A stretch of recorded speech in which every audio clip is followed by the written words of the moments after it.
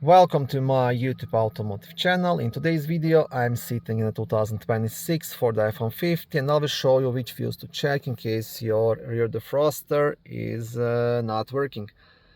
This video will apply to F-150s made from 2024 all the way up to 2026 and possibly newer, so after the facelift. Also, if this video was helpful, please consider supporting the channel by liking the videos, subscribing to the channel, or becoming a channel member. Now, the fuse is the first and easiest thing to check.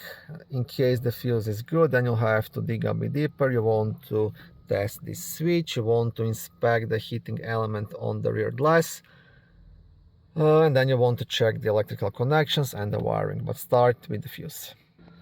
So the fuse you want to check will be in the main fuse box, which is under the front hood, just here behind the battery. So to remove the cover, there's like a small black tab right here. You just want to press it and lift up and then gently get this cover off. It's a bit of a tight space here, but it is definitely doable.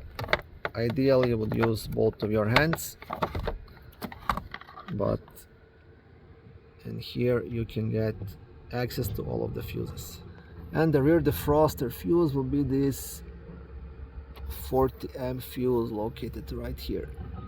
So this is your fuse. Okay, I'm trying to, it's blurring, the screen is blurring out on me. So this one right here.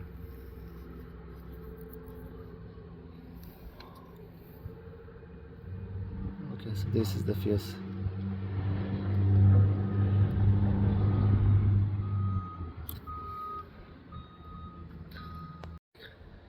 Thank you for watching this video. I hope it was helpful and educational. If it was, please like it and consider subscribing to my YouTube automotive channel. On my channel there is lots of how-to videos, do-it-yourself videos, car reviews, product reviews and other similar automotive topics.